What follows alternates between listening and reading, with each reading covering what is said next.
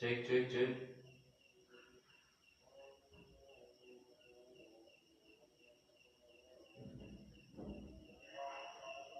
Cek cek cek.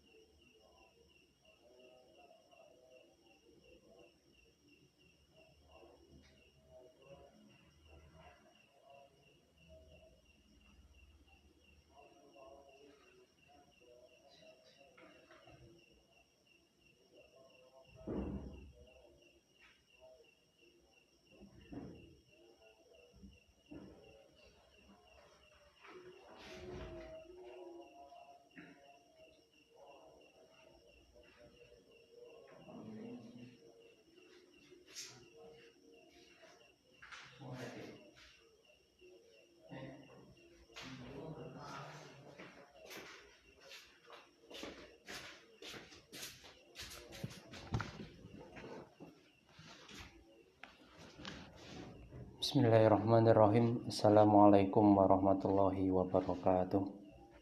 Bismillahirrahmanirrahim. Alhamdulillahirabbil alamin wassalatu wassalamu ala sayyidil mursalin wa ala alihi washabbihi ajmain.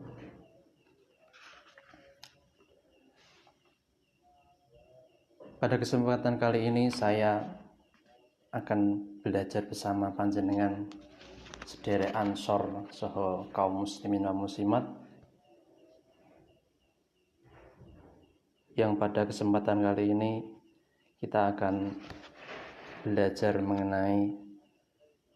ngaji bareng kitab Maqasidus Shaum karangannya Sultanul Ulama Syekh Izzuddin bin Abdissalam, yang mana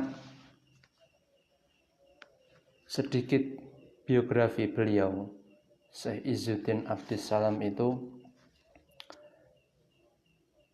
beliau dilahirkan pada tahun sekitar 577 atau setelahnya, kurang lebih itu. Dan beliau menimba ilmu dari beberapa guru, di antaranya Syekh Ahmad Al-Mawazini, Syekh Barokat bin Ibrahim Al-Khusyui, Syekh Qasim bin Asakir, Syekh Umar bin Torbazda, Syekh Hanbal bin Abdullah, dan lainnya. Kemudian sebagian murid-murid beliau diantaranya adalah Imam Ad-Dimyati, Imam Ibnu Daqiq Al-Id, Imam Syihabuddin bin Farah, dan Imam Yuniniyu, Imam Ibnu Bahram Al-Halabi, dan lainnya. Beliau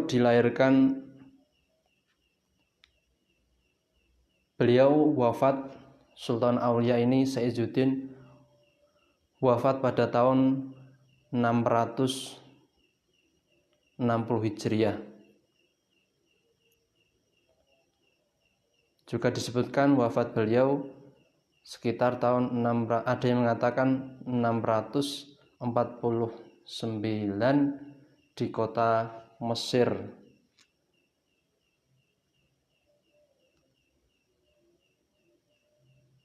Kemudian di antara karangan beliau yang masyhur itu ada kitab namanya kitab Syajaratul Ma'arif wal Ahwal wa Sholihul Aqwal wal Af'al, dan juga kitab ini, kitab Maqasidus Shaum. Marilah kita mulai pada malam hari ini, pada kesempatan ini, dengan harapan semoga kedepannya dengan mengkaji karangan beliau mendapatkan barokah manfaat fid dunya wal akhirah. Liridhaillah wa li syafaati Rasulillah wa li ijabatil mas'ul wa ala kulli niyatin sholihah wa ala mana wa salabna sholih tawassulillah harati abdina syafiina Muhammadin sallallahu alaihi wasallam wa ila arwahi abai wa ummati wa ila arwahi al-awliya wa ila arwahi musannifil kutub allati ta'allamnaha wa lamnaha wa nausu usun ila Sa'izuddin bin Abdissalam lahumul Fatihah. A'udzu billahi minasyaitonir rajim. Bismillahirrahmanirrahim. Alhamdulillahi rabbil alamin arrahmanir rahim maliki yaumiddin. Iyyaka na'budu wa iyyaka nasta'in. Ihdinas siratal mustaqim. Siratal ladzina an'amta 'alaihim ghairil maghdubi 'alaihim waladdallin. Amin. Rabbighfirli wa liwalidayya wal jami'il muslimin. Amin. Qala al-musannifu rahimahullah wa nafa'ana Allah bi ulumihi wa barakatihi fid dharain. Amin. Bismillahirrahmanirrahim. Bismillah kelawan nyebut asmani Allah Ar-Rahmani kang welas asih ing dalem dunya lan akhirat, Ar-Rahimi kang welas asih ing dalem akhirat belaka. Wa sallallahu wa sallam lan muga paring tambahi rahmat takdim sapa Allahu Gusti Allah ala sayyidina ing atase Gusti kita Muhammadin rupane Nabi Muhammad wa ala alihi lan keluargane Nabi Muhammad wa sallama lan muga paring rupa keselamatan sapa Allah tasliman kelawan keselamatan temenan. Jadi dalam karangan-karangannya musannaf itu memang biasanya diawali dengan basmalah. Tujuannya adalah tabarrukan li Fatihatul Kitab untuk menambah keberkahan mengenai karangan-karangan beliau. Kemudian disebutkan sholawat Allah kepada Nabi Muhammad. Ini mengingatkan pada kita bahwasanya Allah sudah berfirman, innallaha wa malaikatahu yusholluna 'alan nabi ya ayyuhalladzina amanu shollu 'alaihi wa sallimu taslima. Yang pada intinya Gusti Allah itu bersolawat kepada Kanjeng Nabi, malaikat pun bersolawat kepada Kanjeng Nabi, dan juga kita umat manusia pun juga diperintahkan untuk bersolawat kepada Kanjeng Nabi. Akan tetapi sholawat dari Allah itu berupa rahmah dan juga maghfirah. Jadi sholawatnya Gusti Allah marang Kanjeng Nabi, sholawatnya Allah kepada Kanjeng Nabi itu berupa rahmah dan juga berupa maghfirah, ampunan. Sedangkan sholawatnya malaikat kepada Nabi itu adalah bentuknya berupa istighfar ataupun memintakan ampunan kepada Allah, walaupun pada dasarnya Kanjeng Nabi itu sudah maksum. Kemudian sholawat kita umatnya Kanjeng Nabi Muhammad kepada Nabi itu bentuknya adalah doa, yang mana yang sudah kita ketahui pada umumnya pada dasarnya ketika kita itu bersholawat kepada Kanjeng Nabi diibaratkan Nabi itu adalah sebuah gelas yang sudah terisi dengan air penuh. Kemudian kita tuangi lagi air, entah itu dengan menggunakan wadah ember, gelas, ataupun yang lain, maka luberannya itu nanti itu akan kembali kepada kita sendiri. Dalam artian semakin banyak kita bersolawat, itu hakikatnya sebenarnya itu akan kembali pada kita sendiri. Semakin banyak berarti semakin untung. Qala wis dawuh sapa asaihu Syekh al-faqihu kang alim fikih, al-imam kang dadi pengarep, al-alim kang alim, as-sayyidu kang dadi gusti, al-fadilu kang utama, muftil muslimina kang dadi muftine kaum muslimin. Baqiyatus salafi kang kekerine ulama salaf, as-sholihi kang bagus, Izzuddin rupane Syekh Izzuddin Abu Muhammad, kunyahnya rupane Abu Muhammad Abdul Aziz, rupane Abdul Aziz bin Abdissalam bin Abil Qasim As-Sulami kang bangsa Sulami, Asy-Syafi'i kang bangsa Imam Syafi'i madhabi.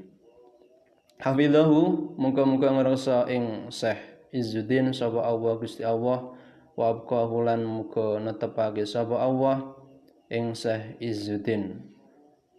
Wa radhiya lan Muga-muga ngridoni sapa Allah anhu saking Saizuddin wa ardahu lan muga-muga paring karidhonan sapa Allah ing Saizuddin bimanihi kelawan anugerah Allah wa karamihi lan kelumanane Allah. Saizuddin yang mempunyai gelar banyak, diantaranya ada gelar Syekh, As-Syekh, ada Al-Faqih, ada Al-Imam, Al-Alim, ada As-Sayyid Al-Fadil, ada gelar lagi Muftil Muslimin, terus punya kunyah Abu Muhammad Izzuddin Abdul Aziz bin Abdissalam bin Abdul Qasim, yang tanah kelahirannya itu daerah Sulam, dan madhabnya itu adalah madhab Syafi'i. Kemudian dalam redaksi kitabnya itu ada bahasa hafidhahu wa abqahu wa radhiyallahu anhu wa ardahu bimanihi wa karamihi, yang mana semoga beliaunya itu dijaga dari perkara yang buruk dan juga ditetapkan di dalam perbuatan kebaikan dan juga kenikmatan. Terus ada redaksi wa radhiyallahu anhu wa ardahu. Jadi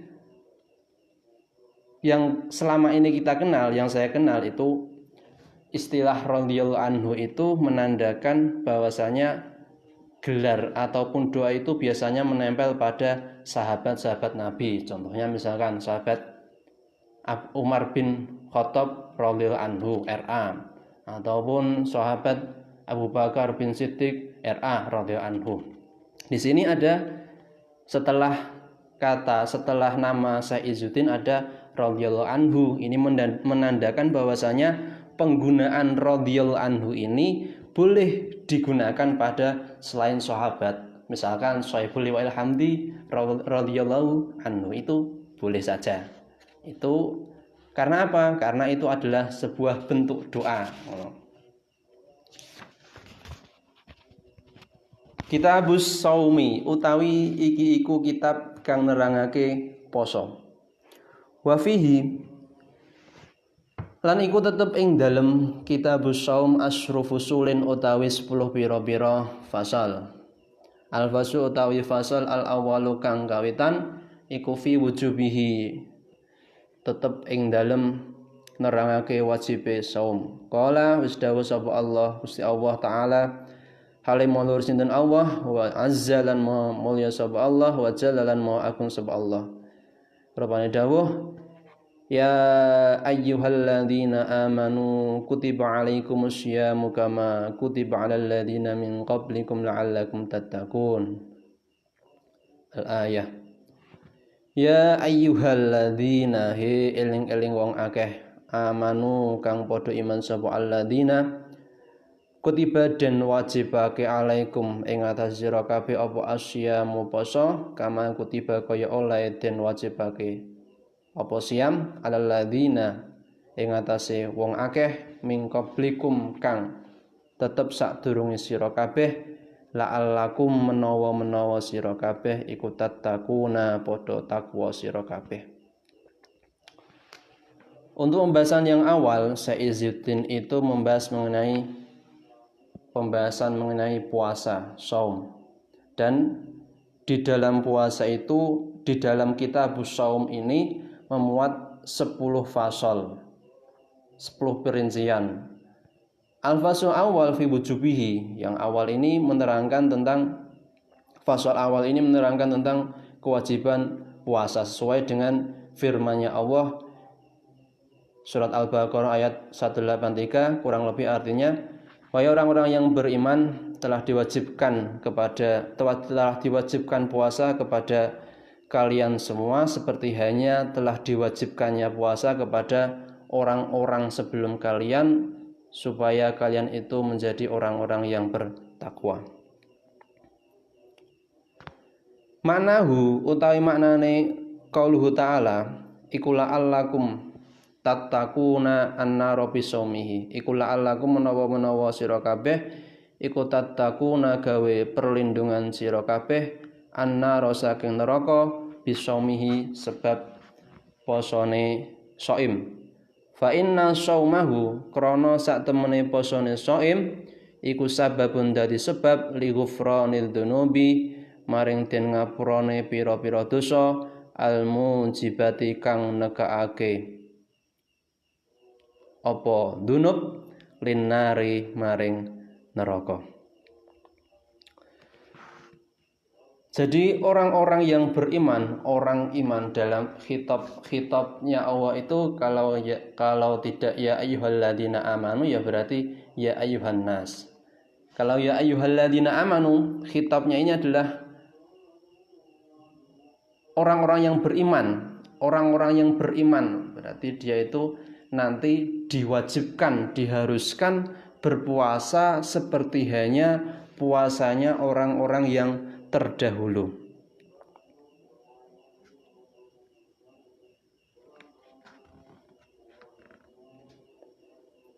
Yang mana sebelum adanya perintah puasa pada zamannya Nabi Muhammad, itu sebelumnya Allah itu sudah mewajibkan kepada umatnya kaum Nabi Musa dan juga kaumnya Nabi Isa untuk berpuasa Ramadan. Tetapi kedua kaumnya Nabi Musa dan kaumnya Nabi Isa ini merubah tidak di bulan puasa. Fasara saumun nasara khamsina yauman wa sauba alaihim fil harri fanaqaluhu ila rabi'i. Kaum Nasara ini bahkan merubah puasa itu menjadi 50 hari, dan dikarenakan 50 hari ini berat ketika di saat musim kemarau, maka mereka itu memindahnya pada musim penghujan. Berarti pada dasarnya sebelum adanya puasa pada umatnya Nabi Muhammad, pada masa Nabi Muhammad, itu sebenarnya pada masanya kaumnya Nabi Musa dan juga Nabi Isa itu sudah ada siam Ramadan. Akan tetapi orang Nasara itu merubahnya menjadi 50 hari, tidak 30, bahkan 50 hari. Terus kebetulan 50 hari itu pas waktu kemarau, sehingga mereka itu merubahnya pada waktu penghujan. Jadi mereka itu Ramadhani sak penake, menyesuaikan kebutuhan mereka. Itu tidak boleh. Nah, tujuannya puasa itu biar apa? La'allakum tattaqun annar bisawmi. Tujuannya puasa itu biar orang-orang yang puasa itu selamat dari api neraka. Karena pada dasarnya puasanya orang yang puasa itu akan menjadi sebab dimaafkannya dosa-dosa, yang mana dosa itu bisa memasukkan pelakunya pada neraka. Wa fi sahihaini lan iku tetep ing dalem kitab hadis sahih lorone Imam Bukhari lan Muslim, ayat Nabi saking kanjeng Nabi sallallahu alaihi wasallam annahu utawi dawuh annahu qala. Annahu ing santemene kanjeng Nabi iku qala dawuh sapa kanjeng Nabi, bunyal Islam ala khamsin ala an ta'budallah wa takfura bima dunahu wa iqamis sholati wa ita'iz zakati wa hijjil baiti wa shaumi ramadhana. Kanjeng Nabi pernah bersabda bahwasanya Islam itu dibangun atas 5 perkara, yaitu antakbudallah, yaitu menyembah Allah dan juga mengkufuri selain Allah, berarti mengesahkan Allah. Wa iqamis sholati, mendirikan sholat, membayar zakat, haji Baitullah, dan juga puasa pada bulan Ramadan. Yang mana istilah bunyal Islam ala khamsin ini nanti akan berubah menjadi rukun Islam. Nah, kenapa kok redaksi atau bentuk katanya bunyal Islam dan bangun apa al-Islamu? Di sini diterangkan bahwasanya Wal maksudu tamsil islami bil bunyani wa da'aimul bunyani hadil khamsu fala yasbutu al bunyanu biduniha. Yang dikehendaki dengan penyerupaan Islam dengan bangunan dan juga cagak-cagaknya bangunan, sokonya, penyangganya bangunan itu ada 5 perkara. Penyangga bangunannya itu ada 5 perkara yang mana bangunannya itu tidak akan kuat, tidak akan berdiri tanpa adanya saka, tanpa adanya penyangga. 5 penyangga ini itu yang dikehendaki dengan bunyal Islam. Jadi Islam, pilarnya Islam itu ada 5 perkara. Andai kata pilarnya ini kok dihilangkan, maka Islam itu sendiri akan runtuh, akan hancur. Wa baqiyatu khisal islami kata timmatil bunyani fa idza fuqida minha syai'un naqasa al bunyanu. Kemudian sedangkan ibadah selain 5 pilar, berarti misalkan sedekah, ada infak dan selainnya, ibadah itu, ibadah sholat sunnah rawatib, sholat sunnah duha itu diserupakan kata timmatil bunyan, itu sebagai penyempurna bangunan. Andai kata penyempurnanya itu tidak ada, faida fuqida minha syai'un, ya andai kata tidak ada penyempurnanya, ya bangunannya hanya berkurang. Tapi andai kata kok pilarnya yang hilang ataupun salah satu dari kelima perkara tadi kok hilang, maka Islamnya hilang. Ora sedekah ya tetap Islam, tapi kalau dia tidak sholat, ora syahadat, tapi sedekah terus, dermawan terus, ya tetap ora Islam. Itu yang dimaksud dengan bunyal Islam ala khamsin, yang pada saat ini lebih terkenalnya dengan istilah rukun iman. Napa kok ngono ya ora roh aku. Al-fasl utawi fasal asani kang kaping pindho iku fi fardhailihi, tetep ing dalem pira-pira kautamane poso. Li saumi iku tetep keduwe poso fawaidu utawi pira-pira faedah. Raf'ud darajati rupane den angkate pira-pira derajat, wa takfirul khati'ati lan den lebure pira-pira kaluputan, wa kasrus syahawati lan den pecahe pira-pira kasenengane hawa nafsu, wa takfirus shadaqati lan den akeh-akeh pira-pira sedekah, wa tawfirut taati lan den sempurnaake pira-pira taat, wa syukru alimil khafiyati lan syukur maring dat kang pirsa pira-pira perkara kang samar, wal inzijaru lan kacegah an khawatiril ma'asi saking pira-pira kerentek pira-pira maksiat, wal mukhalafati lan pira-pira perkara kang nulayani syariat. Pasal yang kedua ini menerangkan tentang keutamaan-keutamaannya puasa. Di antara keutamanya adalah dengan berpuasa bisa mengangkat beberapa derajat, bisa mengangkat derajat. Kemudian bisa juga menghapus kesalahan, bisa menghilangkan kesalahan-kesalahan yang lampau, dan juga bisa kasrus syahwat, bisa meredam hawa nafsunya. Kemudian faedahnya lagi bisa taksirus shadaqat, bisa memperbanyak sedekah di waktu puasa itu. Kemudian juga bisa tawfirut taat, bisa menyempurnakan ketaatan, bisa menyempurnakan ibadahnya. Kemudian wa syukru alimil khafiyat, juga bisa mensyukuri terhadap Allah yang maha mengetahui atas segala perkara yang samar, dan juga dengan berpuasa bisa mencegah dari niat untuk berbuat maksiat dan juga berbuat sesuatu yang tidak sesuai dengan aturan syariat. Fa marafud darajati mongko anapun utawi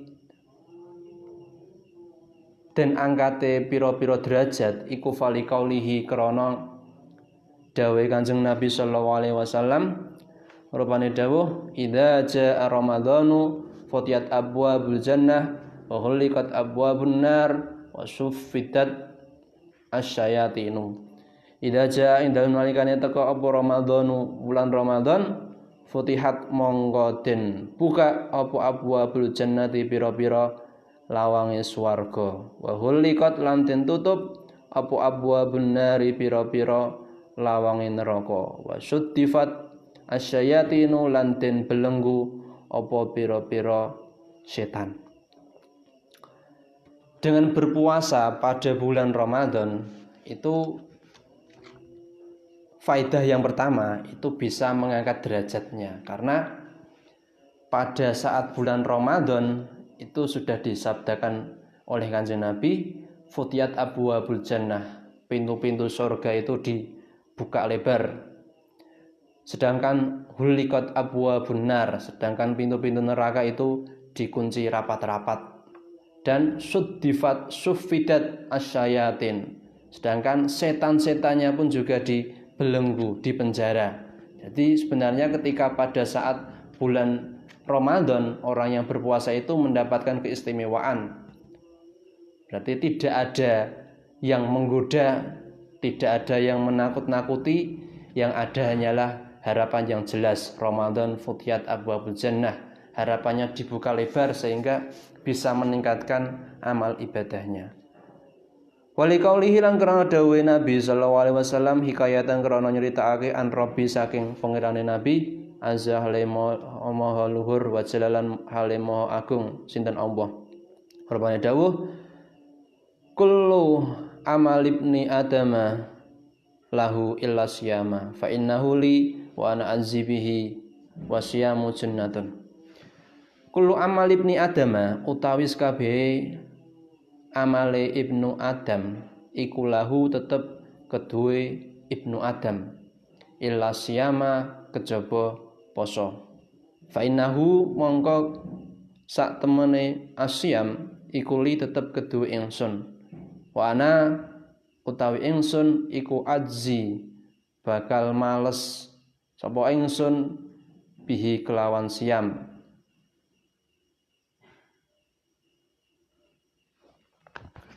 Di sini dengan berpuasa di bulan Ramadan, bahkan Allah sendiri itu sudah mengistimewakan amalannya orang yang berpuasa di bulan Ramadan. Sampai-sampai pahalanya orang yang berpuasa di bulan Ramadan itu dirahasiakan dari makhluknya. Karena pada dasarnya selain bulan Ramadan, pahalanya itu bisa ditampakkan kepada Ibnu Adam. Itu salah satu keistimewaannya orang yang berpuasa di bulan Ramadan. Wasiyamu utawi poso iku junnatun dadi tameng. Fa idza kana monggo ing dalem nalikane ari kalane tinemu apa yaumu saumi ahadikum dinane poso salah sisi sira kabeh fala yarfus monggo aja gunem ala sapa ahad yang maidin ing dalem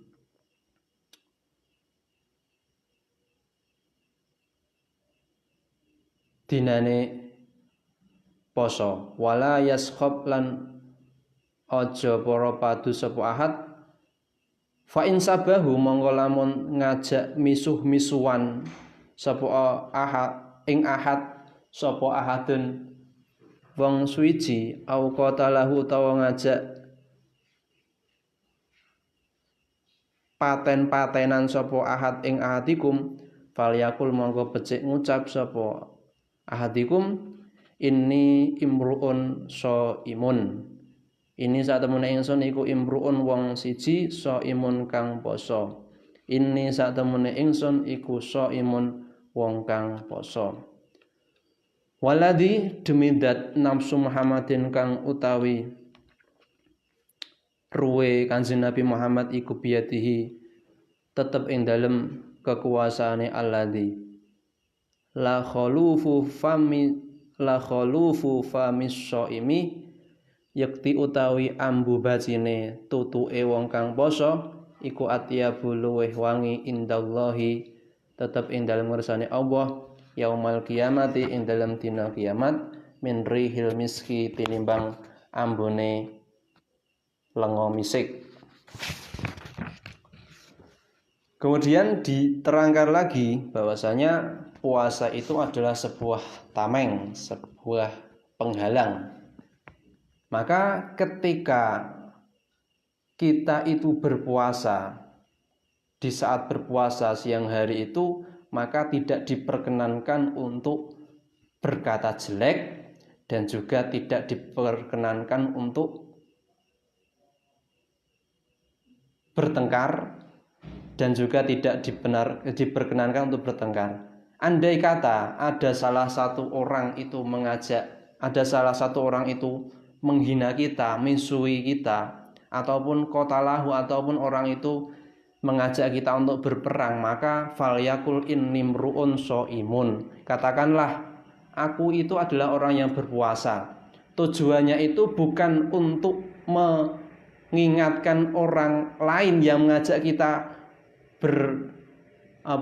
berpisuan, ngajak perangan, tidak. Tapi tujuan ketika kita mengatakan ini imru'un shaimun, aku ge poso, itu sebenarnya tujuannya itu adalah mengingatkan diri kita sendiri supaya kita itu tidak terpancing akan pancingan mereka. Jadi andai kata mereka misuhi yo ben rasa digubris, ben sak kesele. Karena tujuannya itu bukan kita menunjukkan oh aku ge poso, itu tidak, tapi tujuannya adalah mengingatkan kita supaya kita itu bisa mengontrol emosi kita walaupun kita itu dipisui, dijak gelut dan sebagainya. Kemudian dijelaskan lagi bahwasanya mulutnya yakti ambune bacine tutuke wong kang poso. Bau mulutnya orang yang puasa itu lebih wangi di hadapan Allah ketika yaumul qiyamah, wanginya lebih dari minyak misik. Tapi andai kata misalkan waktu setelah subuh itu sikatan, setelah sikatan kan berarti kan baune wangi itu. Itu ya tetap masuk kategori bacine itu. Tapi yang dimasuk dengan bacine itu ketika sudah mendekati siang, itu kan nanti kalau dia itu sikatan kan malah makruh, karena bisa jadi bisa jadi odolnya ataupun sikatnya itu bisa mengganggu mulutnya. Oh ini kok rasane odol, rasane lagi, itu kan bisa jadi nanti mengganggu kehusuan puasanya. Maka dari itu, biarpun mulut itu baunya bacin, baunya tidak enak, tapi tidak perlu kita menampakkan kebacinan mulut kita itu kepada orang lain. Ora perlu disebul-sebulke nenggone tonggone, karena itu malah bisa jadi itu sebuah perbuatan yang mungkar. Karena apa? Karena itu bisa menyakiti tetangga kita, karena merusak polusi udara. Itu malah tidak bisa menjadikan atyabu indallah, itu malah bisa jadi menjadikan tersakitinya tetangga disebabkan mulut yang sengaja diumbar di publik, itu malah nggak boleh. Wali shaimi lan iku tetep keduwe wong kang poso farhatani utawi kebungan loro yafrahuhuma kang bungah sapa shaim kelawan farhatani. Rupane idza aftara ing dalem nalikane buka sapa shaim fariha bungah sapa shaim bifitri kelawan bukane shaim. Wa idza laqiyalan ing dalem nalikane tetemu sapa shaim robaw ing pengirane shaim fariha monggo bungah sapa shaim bisaumihi kelawan posone shaim. Kemudian dijelaskan lagi bahwasanya orang yang berpuasa itu memiliki dua kemenangan, dua kesenangan. Yaitu kemenangannya itu yang pertama adalah ketika dia itu berbuka puasa. Ketika berbuka puasa itu orang yang puasa itu akan merasa senang, merasa menang atas dirinya sendiri, karena dia bisa mengontrol dirinya sendiri mulai terbitnya fajar sampai terbenamnya matahari. Itu kemenangan yang pertama, kesenangan yang pertama. Kemudian yang kedua itu adalah idza laqiya rabbahu fariha bisomi. Ketika dia itu bertemu dengan Tuhannya, maka dia itu akan senang disebabkan dia itu sudah berpuasa, yang puasanya itu menyebabkan dia itu bisa bertemu dengan Tuhannya, karena nikmat yang paling agung itu adalah bisa bertemu dengan Tuhan, bisa bertemu dengan Allah Subhanahu wa taala. Wa anhu sallallahu alaihi wasallam wa alam bisawab. Al-Fatihah. Alhamdulillah.